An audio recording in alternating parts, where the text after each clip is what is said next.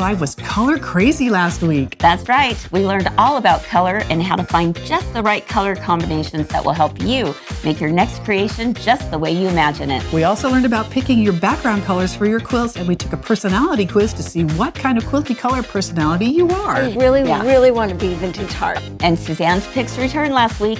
Be sure to tune in and see what colors lie in your future. I love it, love it, love it. So fun. If you haven't been watching live, then tune in at 1 p.m. Mountain and 3 p.m. Eastern and discover what you've been missing. So find your color inspiration for your next project and so much more by watching 3 Things Live on Facebook or YouTube by clicking the links below. Remember that 3 Things Live is where we always have something to make you smile, Something to learn. and something to discover. Let's go.